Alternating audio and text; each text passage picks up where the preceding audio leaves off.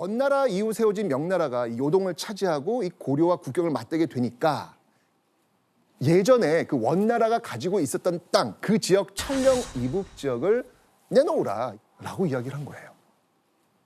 사실 공릉 때 가까스로 찾은 땅 아니겠습니까? 근데 이걸 다시 명나라가 내놓으라고 하는 거예요. 어이없잖아요, 지금요. 그죠? 우왕과 최영 같은 경우는 딱 이 얘기를 들었단 말이죠. 열이 좀 받은 거예요. 어떤 생각을 하게 되냐면 이 기회에 명나라의 야심도 꺾고 고구려의 옛 영토를 찾자면서 요동, 만주 지역까지도 가져오겠다. 요동 정보를 주장합니다.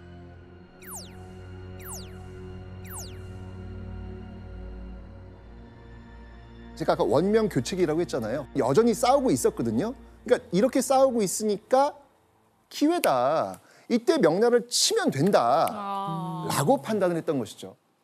자, 그런데 이 계획에 반대하는 사람이 있었습니다. 누구냐면 정몽주. 이 정몽주가 반대를 한 거예요. 친명파였던 정몽주는요. 명나라 세력이 커지고 있으니까 군사력으로 이거 해결하면 안 된다. 외교적으로 해결하자라고 주장을 하는 것이죠. 그런데 우왕과 최영의 뜻은요. 흔들리지 않았고요. 요동 정벌을 반대하는 문신을 죽이기까지 합니다. 의지가 확실한 거죠. 자, 이러면서 우왕과 최영은 이성계를 부릅니다. 이때 이 우왕과 최영의 요동 정벌 딱 이야기를 들었을 때 이성계의 반응은 어땠을까요? 뭔가 그전에는 명분이 이 나라를 지키기 위해서 탁 사명감과 사기가 올라왔다면 이번에는 전쟁을 시킨 이 사람에 대한 믿음이 떨어져요. 우리를 죽이러 보내는 건가? 약간 오히려 그런 생각까지 들 것 같은 느낌. 그 심리가. 이게 확실히 싸움의 촉은 남달라요. 기가 막혀. 정답입니다. 네. 그래요? 네, 맞습니다. 정확히 맞았습니다. 여기서 제가 놓치지 말아야 될 한국사 시험 꼭 등장하는 별점 체크 포인트 보여드리겠습니다. 읽어보세요. 사불가론. 이게 어떤 뜻인지 혹시 아시나요? 네 가지 안 되는 이유. 정답. 자, 이성계는요. 요동 정벌을 강력하게 반대합니다. 어떤 이유인지 한번 보도록 하겠습니다. 첫 번째, 작은 나라 고려가 큰 나라를 공격한 것은 불가합니다. 두 번째, 농번기인 여름철에 군대를 동원한 것은 불가합니다. 세 번째, 온 나라의 군대를 동원하여 북쪽으로 가면 그 사이에 남쪽의 왜구가 공격해올 여지가 있기 때문에 불가합니다. 네 번째, 곧 장마철이라 이 활에 있는 악효가 녹아서 활이 약해지고 군사들이 질병을 앓게 될 확률이 높으니 불가합니다. 현명해. 어떻습니까? 이게 맞긴 한데 아니 왜냐면 두 번째 같은 경우는 농병기 여름철에 군대 동원하는 것을 불가한다는데 뭐 농사 지을 거예요? 이게 무슨 말이냐면 무슨 말이에요? 이 병사들 일도 네. 훈련을 하지만 평소에 생업을 해도 가족을 먹여 살려야 되니까 네. 가족을 먹여 살리기 위해서 농사도 같이 하고 있다는 거지. 이 농사들의 가정까지 걱정하는 거고 첫 번째 나라도 작은 나라 큰 나라 공격하다 겁먹은 게 아니고 이 아끼는 사랑하는 병사가 많이 죽잖아. 지금 이 내용만 봐도 얼마나 병사를 사랑하고 위하는지 그게 느껴져요. 도대체 이리 오세요, 이리 오세요, 이리 오세요. 우와, 소름. 우와, 대박. 잠깐만 이성계예요? 방송 이성계 씨예요? 아까 군대도 냈다가 막. 무슨 말해? 방금 눈이 아주 그냥 방금 바뀌었어요. 사실 우왕도 처음에 이렇게 딱 들었을 때 반박할 수가 없는 거예요. 다 맞잖아요. 그래서 우왕도 처음에는 그대의 의견이 맞네. 네, 라고 이야기를 합니다. 그런데 다음 날 우왕은요. 하루아침에 의견을 바꿔서 그냥 요동정벌 가자. 이렇게 얘기합니다. 하룻밤 사이에 그 마음이 바뀐 이유는 무엇이었을까요? 사불가론을 이야기한 그날 밤 최영이 우왕을 찾아갑니다. 그리고 뭐라고 얘기했냐면 우왕컨대 다른 말은 듣지 마시옵소서 라고 우왕한테 간곡히 얘기를 한 거예요.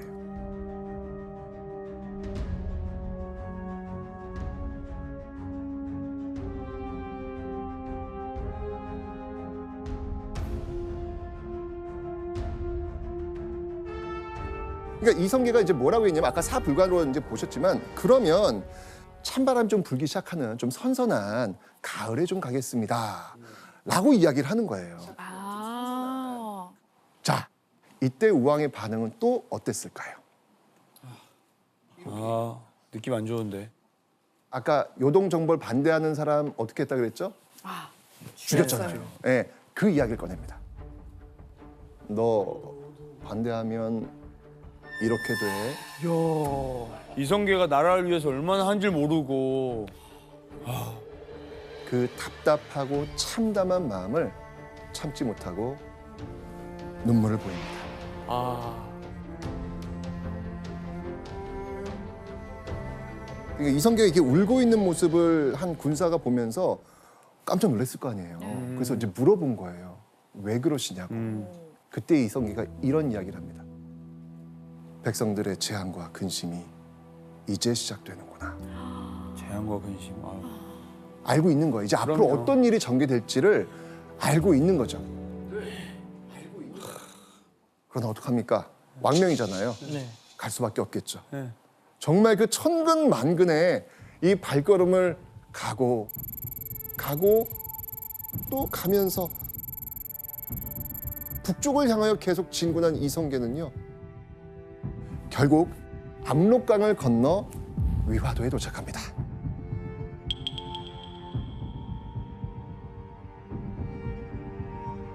자, 위화도가 어디 있는지 한번 지도를 통해서 보도록 하겠습니다. 압록강 끝자락 쪽에서 좀 들어오면 여기에 섬이 있어요. 이게 바로 위화도입니다. 강 하나 건너면 이제 요동 쪽으로 갈 수 있는 길이 열리는 거죠. 아, 네네. 자, 그런데 여기에 난관이 좀 하나 기다리고 있었습니다. 난관? 지금 여름철에 출발했잖아요. 우리는 여름철이면 어떤 철이에요? 장마. 장마철이잖아요. 실제로 이 장마 때문에 강물이 불어나가지고 건널 수가 없는 거예요. 너무 깊은 거예요. 장마에 불어난 물에 빠져가지고 죽은 사람만 수백 명이에요. 아이고야. 식량은 장마비에 썩어서 보급도 안 되고 비 맞은 갑옷은 무거워서 제대로 걸을 수도 없고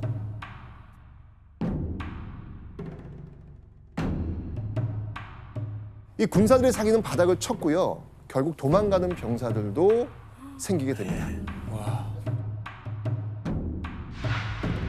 가족 같은 군사들을 잃고 이성계 얼마나 속이 상하고 화나겠어요. 그죠? 결국 이성계는요. 이 최영에게 이 군의 상황을 알리고 다시 사불가론을 내세워서 편지를 써서 보냅니다. 갈 수 없습니다. 진심입니다. 이거 받은 최영은 어떤 반응을 보였을까요? 어쨌든 행동을 보여줬는데 다시 안 됨을 확인하고 편지를 보낸 거잖아요. 네. 그럼 그때는 좀 받아들여줘야 되지 않을까? 이 최영은 제가 볼 때는 정말 꼿꼿한 사람이에요. 뭐 다른 거 없습니다. 너희들 힘들구나. 알았어. 그 재물을 보내요. 군사들의 그 사기. 야, 이거 보여줄 테니까 힘 좀 내. 줘라.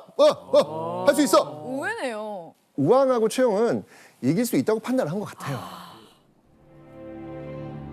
오도 가도 못하는 상황에서 이 시간은 흐르고 이성계는 깊은 고민에 빠지게 됩니다. 이 위화도에 계속 있자니 병력 손실은 심하게 될 것이고 또 고려로 다시 돌아가자니 이건 또 왕명을 거역한 죄가 될 것이고 이것 때문에 가족들은 죽게 될 것이고 여러분이라면 이거 어떻게 하시겠어요? 이런 상황에서. 너무 어려워요. 지금 제가 생각하기에도 어려워. 너무 어려운데 자, 그때요. 이 위화도에서는 이성계가 요동정벌을 포기하고 동북면으로 돌아간다라는 이 소문이 돌기 시작합니다. 그러니까 분위기가 지금 보니까 뭔가 좀 느낌이 좀 이상한 거예요. 이 소문이 돌기 시작한 거죠. 자, 이때 이 함께 정벌을 떠났던 이 지휘관이 울며 불면서 찾아옵니다. 이성계를. 그리고 물어보겠죠. 장군, 이 소문이 진짜입니까? 떠나실 겁니까?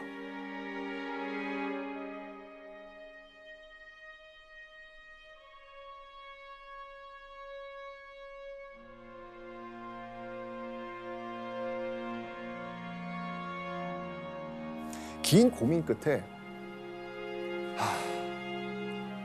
가족의 희생이 있더라도 이것 때문에 내 결정 때문에 가족이 죽을지라도 요동정벌은 가지 않겠다. 와. 어허. 이때 이성계가 뭐라고 이야기를 하냐면 이렇게 이야기합니다. 내가 글을 올려 군사를 돌이킬 것을 청했으나 왕도 살피지 않고 최영도 늙어 정신이 혼란한지 듣지 아니한다. 우리 함께 왕을 찾아가 화가 되고 복이 되는 일이 뭔지 말해서 임금측근인 악인을 제거해 편안한 삶을 살지 않겠는가. 옳은 선택. 회군하자는 이 말. 이성계의 제안에 다른 지휘관들도 동의했고요. 결국 요동정벌을 떠났던 군사들은 1388년 5월 22일 말머리를 돌려 회군하고 개경으로 향합니다.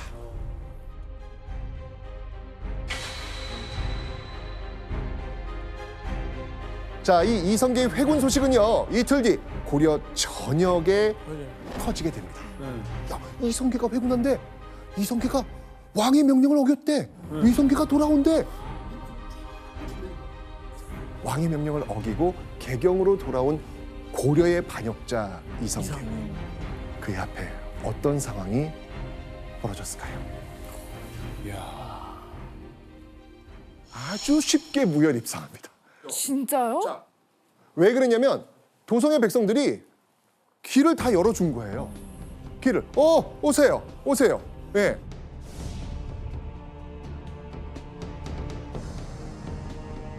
인기를 이길 사람이 없다니까. 그간에 또 업적이 그치, 있으니까요. 업적이 있으니까 그게 이성계 군대가 이렇게 당당하게 쫙 들어오니까 최영과 우왕 어떻게 했습니까? 야. 너무 놀랬겠죠? 예. 숨었어요.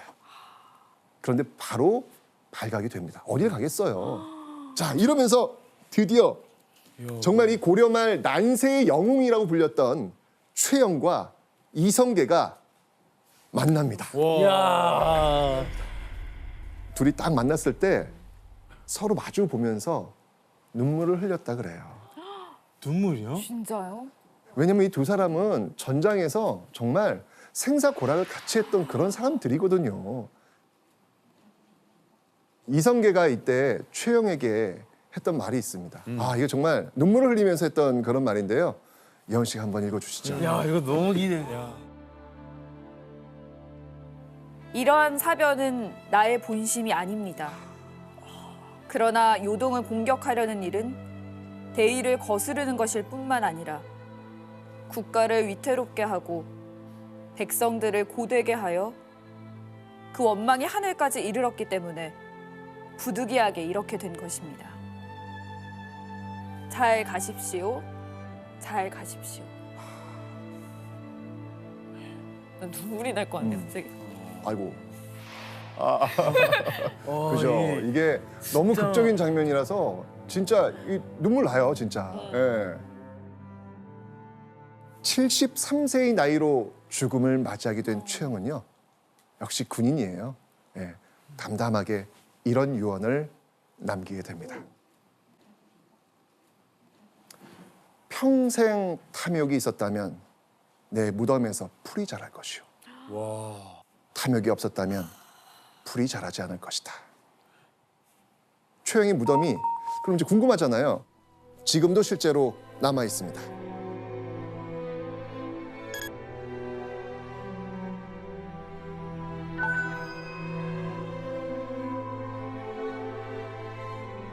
근데 지금은 이렇게 풀이 나 있는데요.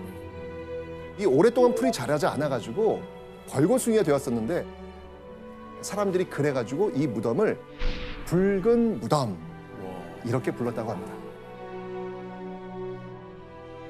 정말 올곧은 사람이었구나를 좀 느낄 수 있었어요. 그죠? 고려 변방의 무사로 약 20년간 고려만을 위해 싸웠던 이성계. 고려의 충신이었던 그가 위화도 회군으로 최영을 제거하고 고려의 군사권을 완벽하게 장악하게 됩니다. 이 고려를 완전히 뒤집어 놓았던 이 위화도 회군, 거의 뭐 나라를 바꿔놓은 사건이잖아요. 네. 그죠? 이 위화도 회군에 대한 시선이 좀 다양하게 있습니다. 이걸 바라보는 시선 말이죠.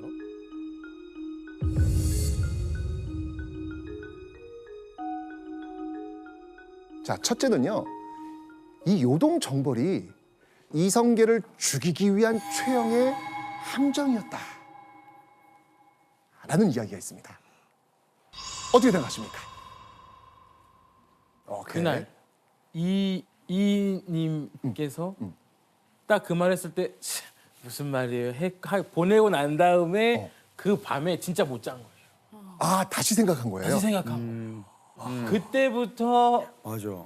이렇게 시작하지 않았을까? 하면서 중간중간에 떠올랐을 거예요. 그거. 네, 맞아요, 떠올랐다. 맞아요, 맞아요. 그래서. 맞아요. 저는 개인적으로 최영이 고려를 위기에 몰아넣을 생각을 했다? 저는 사실은 그렇게 생각하고 싶진 않아요. 저는 여전히 최영을 믿습니다. 맞아요. 그런데 실제로 이게 함정이었다는 기록이 있긴 있어요. 그죠, 교수님? 기록이 있어요? 네, 그렇습니다. 요동 정벌을 떠났던 이성계가 실패한다면 실패의 책임을 물어서 제거할 수도 있고 설령 성공한다고 하더라도 전투 과정에서 굉장히 많은 병사들이 피해를 입겠지요. 자, 그런데 최영이라고 하는 사람의 성품으로 봐서 과연 그렇겠느냐? 자, 잘 살펴서 이해를 해야 될 것 같습니다. 두 번째는요, 위화도 회군은 이성계의 예정된 계획이었다. 아, 이런 이야기들이 있습니다. 위화도 회군이 요동정벌 전부터 이성계가 고려를 장악하기 위해 철저히 계획한 작전이었다. 자, 그 근거가 뭔지 있어요. 지도를 한번 보면서 확인해 보도록 하겠습니다. 이성계가 이 개경 근처에 도착한 게 6월 1일이잖아요. 자, 그런데 이때 이성계의 회군 소식을 듣고 동북면에서 누가 달려올까요? 가별초. 네, 이 가별초가 합류합니다. 근데 이 동북면에 있던 천여 명의 가별초가 이동해서 이 개경 근처에서 이성계와 합류한 날이 6월 2일입니다. 네. 근데 가별초가 이 개경으로 넘어오려면 정말 이 험한 이 백두대간을 넘어야 되는데, 만약 이성계가 위화도에서 동북면의 소식을 전하고 출발했다면 도저히 6월 2일까지는 도착할 수가 없어요. 없어요. 그런데 6월 2일에 도착했단 말이에요. 네. 자, 이건 뭐냐면 이미 이전부터 얘기가 있었다는 이야기죠. 이게 계획되었다는 이야기죠. 이 근거를 통해서 위화도 회군은 이미 이성계가 계획하고 있었다. 와, 그게 맞다면 진짜 이 눈물 연기는 잘 가십시오 이거. 이게 와 이제 근데 역사가 참 이래서 재밌는 것 같아요. 너무 재밌네요. 진짜. 역사의 공백들 속에서 우리의 어떤 다양한 시선들을 만들어낼 수 있으니까 이게 정말 재밌는 것 같아요. 맞아요. 자, 어쨌건 간에 이미 등장했죠. 이성계와 함께 이 고려의 개혁을 간절히 바라던 신진사대부가 있었습니다. 이성계의 이 정치 파트너가 된 이들은요, 제일 먼저 권문세족에 빼앗겼던 이 토지를 이 백성에게 돌려주고 다시 농사를 지을 수 있게 했고요. 또 억울하게 노비가 된 사람도 풀어줬습니다. 결국 이 부정부패를 극복하는 과정에서 자연스럽게 고려 왕실과 권문세족으로 떠났던 민심, 그 민심을 다시 돌려받은 것이죠. 이후에 명나라의 이제 새 나라의 건국과 이성계의 즉위를 알리면서 1393년 음력 2월 15일인데요. 옛 조선의 전통을 계승한다라는 의미로 국호를 조선, 앞으로 500년을 이어갈 새로운 왕조 조선이 탄생. 이야.